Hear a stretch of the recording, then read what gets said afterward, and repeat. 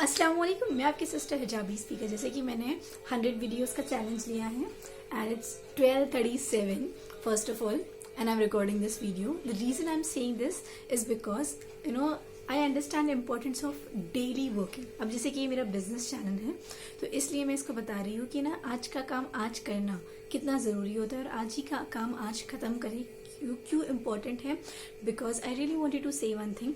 I realise with past 3 months कि मैंने सोचा कि एक साथ काम कर लेंगे। नहीं, एक साथ आप काम कर सकते हो, अपना प्रोसेस स्पीड अप कर सकते हो, दैट्स नो डाउट। बट उस दिन का काम उसी दिन खत्म करो। वो टास्क कंप्लीट होना इतना ज़्यादा इम्पोर्टेंट हो जाता है कि आप बिजनेस में हो या फिर आप कहीं भी हो तो काम जिंदगी आसान हो जाती है। तो I can shoot this video tomorrow but मैंने नहीं किया क्योंकि आई वेंट टू हॉस्पिटल। मैं मॉम को लेके जा रही थी तो उस चीज़ के लिए मेरा पूरा डे 11 o'clock से लेके रात के 9 बजे तक वही थी। फिर 9 o'clock को मेरी मीटिंग होती है तो related to who wanted to join my community.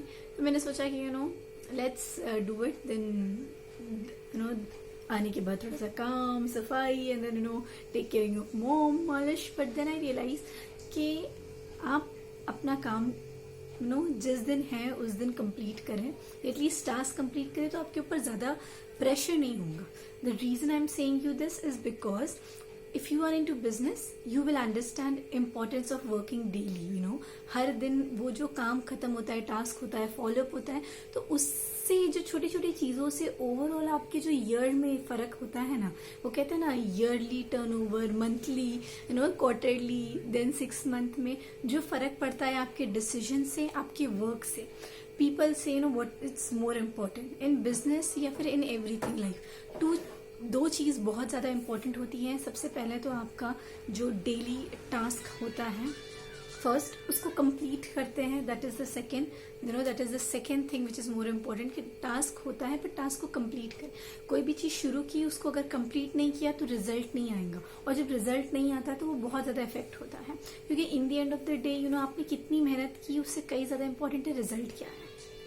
And that is what more important. अगर हमने अक्सर ये होता है कि people forget the results but you should always remember the end goal, why did you started, that is thing. And second is decision making. I realize the importance of decision making कि छोटा छोटा decisions ना आपके business का turnover change कर सकता है। तो छोटे छोटे जो काम होते हैं ना, बहुत लाइफ में छोटे छोटे काम और छोटी छोटी कमिटमेंट और छोटे छोटे डिसीजंस इंपॉर्टेंट होते हैं। So the reason of making this video at 12:39 is not because तो कि मैं ये काम कल नहीं कर सकती, मगर आज का काम अगर आज कंप्लीट कर रहे, ऑब्वियसली बात दूसरा दिन लग चुका है, no doubt about it, but at least दूसरा दिन की शुरुआत जो सबसे पहला जो इम्पोर्टेंट काम था, पेंडिंग काम, उसका टास्क को कंप्लीट करें। So that is the one thing which I really wanted to say. ये वाला एक स्टोरी वाला वीडियो हो गया बिजनेस के लिए। I hope this is going to be helpful. अब नेक्स्ट जो हमारे वीडियो सीरीज है, जैसे कि मैं निच क्लैरिटी के ऊपर खुद भी सीख रही हूँ, आपको भी सिखा रही हूँ, and this channel is entirely going to be out कि हम क्या सीख रहे हैं और दूसरे को मतलब मैं क्या सिखाने वाली हूँ। It's all about it. तो जो भी मैं लर्न कर रही हूँ मैं वो साइमल्टेनियसली सिखा रही हूँ। As I know I read so many books and all. So अभी जैसे ये स्टोरी वीडियो हो गया है तो इसके अंदर मैं मेरी जो बिजनेस लर्निंग है वो शेयर नहीं करूंगी, बट मैं इसके ऊपर टिप्स शेयर करना चाहूंगी books related. How to stop worrying and start living, ये बुक है। Time tested method for conquering worry, Dale Carnegie से ये बुक है and it's in a very amazing book. तो हम इसके अंदर की खाली क्या पढ़ेंगे, रूल्स पढ़ेंगे, that is how to break worry before it breaks you. यानी होता है ना वो फिक्र करने की जो ये होती है। इसके अंदर 6 रूल्स हैं। इस वीडियो में मैं आपको 6 रूल्स के बारे में बताऊंगी एंड नेक्स्ट वीडियो में मैं आपको हमारी जो सीरीज हमने स्टार्ट की है निच क्लैरिटी की, यानी अपने डायरेक्शन में किस तरीके से निच क्लियर करना है।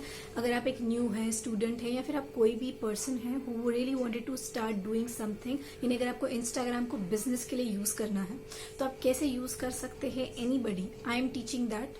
ये मेरी कम्युनिटी है, इसका एक नॉर्मल मिनिमल चार्जेस है, that is 2000 rupees for joining my community. इसकी लिंक सारी चीजें मैं डिस्क्रिप्शन में डेफिनेटली दे दूंगी, so you can directly join, और साथ में मेल आईडी भी दे दूंगी। So if you want to have a question dark, just mail me and I will reply. Okay, and I will be personally replying you, so stay connected. तो हम आते हैं 6 रूल के ऊपर, दैट इज 6 रूल्स के ऊपर हम आते हैं. How to break the worry habit before it breaks you. First, crowd worry out of your mind is keeping busy. Plenty of action is one of the best therapy ever devised for curing Weber gibbons. इसका मतलब है अगर आपके दिमाग में बहुत ज़्यादा उथल पुथल चल रही है और आपको नहीं समझ में आता किस तरीके, तो अपने टास्क लिखे और अपने आप को काम में इंडल्ज करें. अगर आप काम नहीं कर रहे हो तो आपको फिक्र हैरान करेंगी. तो the more you work the more relax you going to be. It's opposite. लोगों को लगता है कि हम काम नहीं करेंगे तो अच्छा है, आलस में. हालांकि ये टोटली अपोजिट है. जितना ज्यादा काम करोगे उतने ज्यादा रिलैक्स रहोगे. जितना कम काम करोगे जितना ज्यादा टेंशन में रहोगे. Isn't it amazing? So people से हमें कम काम करना चाहिए. नहीं, we should work, but work should be what you are loving. जो काम से मोहब्बत है, जो काम में पसंद है, जो काम में दिलचस्पी है, वो काम करे, ना कि दिमाग खराब करने वाला काम करे. Jokes apart. The second rule is don't fuss about trifles. Don't permit little things that merry termites of life to ruin your happiness. यानी छोटी छोटी चीज़ों जो नहीं हो पाई उसके ऊपर फोकस ना करें. मैं इसको नॉर्मल लैंग्वेज में बता रही हूँ ताकि ये जो भी कोई वीडियो देखे सीखे, क्योंकि लोग कहते हैं हमारी वीडियोस को कि जितना हम हिंदी ऑडियंस को सर्व कर रहे हैं तो जितना हिंदी में बात करें उतना अच्छा है. तो मैं इसलिए आपको ये कहना चाहूँगी कि बेसिकली छोटी छोटी चीज़ों पे फोकस करें बिजनेस के लिए, मगर छोटी छोटी चीज़ अगर आपको तंग कर रही है तो उस तंग वाली चीज़ों के ऊपर फोकस ना करें. Third rule is use the law of average of outlaw your worries. Ask yourself what are the odds against this things happening at all. इसका मतलब ये होता है कि लॉ ऑफ एवरेजेस मतलब अगर जिसको पता नहीं है लॉ ऑफ एवरेजेस, अगर आपने नहीं पढ़ा है तो लॉ ऑफ एवरेजेस का मतलब ये होता है कि क्या पॉसिबिलिटी थी इसके अंदर कि ये चीज़ इससे ज़्यादा बुरी मेरे साथ ही हुई है या इससे ज़्यादा कुछ अच्छा हो सकता था. तो टू आउट ऑफ 10,000 पीपल और 100,000 पीपल अगर ये चीज़ मेरे साथ हुई है तो ये अच्छी है नहीं. That's called law of averages. मतलब एवरेज रेशियो में देखा जाए तो जो भी आप सिचुएशन में हैं वो आपके साथ अच्छा है या बुरा है. तो that is called law of averages.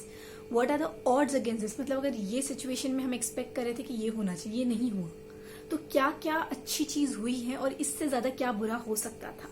जब आप ये कंपेरिजन करोगे ना, ऑटोमेटिक थोड़ा रिलैक्स हो जाओगे. The fourth thing is that cooperate with the inevitable. If you know a circumstances is beyond your power to change or revise, say to yourself it is so, it cannot be otherwise. अगर कोई चीज़ यानी कोई ताकत आपके हाथ में नहीं है और वो हो चुकी है, उसके ऊपर ज़्यादा कॉन्सेंट्रेट ना करें. क्योंकि या तो अगर आप पास्ट जाके चेंज नहीं कर सकते, you don't have that power. आपके पास उतनी ताकत नहीं है क्योंकि you don't have that power. Simple, you are not supreme. तो आप उसको जाके चेंज बिल्कुल नहीं कर सकते. जब अगर आप कोई चीज़ जाके चेंज नहीं कर सकते हो तो उसके ऊपर फोकस ना करें. और अगर वो चीज़ अगर वैसी हो गई और आपको एग्जैक्टली नहीं चाहिए थी तो उस चीज़ से सीखे और आगे के लिए इम्प्लीमेंट करें. It's as simple as that. So cooperate with inevitable. कोई चीज़ हमारे हाथ में नहीं होती और ये चीज़ को हमें मानना होता है. ये बहुत ज़रूरी है. The fifth is put a stop loss order on your worries. Decide just how much anxiety a thing may be worth and refuse to give it anymore. यानी कोई भी चीज बेसिकली मतलब अगर आप put a stop loss order on your worries, जो भी आपको जो चीज तंग कर रही है या फिर जितनी भी चीज आपको नहीं पसंद आ रही है तो उसके ऊपर से रुक जाए. मतलब you don't have to worry about it so much कि बहुत ज्यादा वरी करना है. मतलब if it's okay to ignore if something is if it's really worth it कि उतना stress लेना जरूरी है. if it's not worth it, leave it, let it be. Just like let it go if you know Frozen. And the sixth and the last rule, let the past bury its death. don't sow sawdust. जो बीत गया सो बीत गया. मैं इसे आपको normal language में समझाने की कोशिश कर रही हूँ जितना हो सके. मतलब जितना पास्ट को भूल जाओगे उसके पिछले पत्तों के ऊपर मत देखने की कोशिश करें. पास्ट है, चले गया, it's dead, it's almost dead. और बोलते हैं ना, मरी हुए चीज़ों के ऊपर हम ज़्यादा फोकस नहीं करते। We focused on what is present and what can be the future. बस हमारा ये काम है। बीते हुए लोगों के लिए बीती हुई चीज़ों से सीखा जा सकता है, समझा जा सकता है, मगर उसके लिए अपने आप को ख़त्म नहीं किया जा सकता, बस उसको भूला जा सकता है। So this were the tips and story for those who are into business. I hope this video is going to be helpful for you, and ये business related video से ज़्यादा था ओवरऑल काइंड ऑफ आपको help हो सके life में। Now हम हमारी जो बिजनेस लर्निंग लेने वाले हैं उसके रिलेटेड वीडियोस बनाऊंगी। So thank you so much. अगर आपने मेरा चैनल को अब तक सब्सक्राइब नहीं किया है तो go and subscribe my channel. What are you waiting for?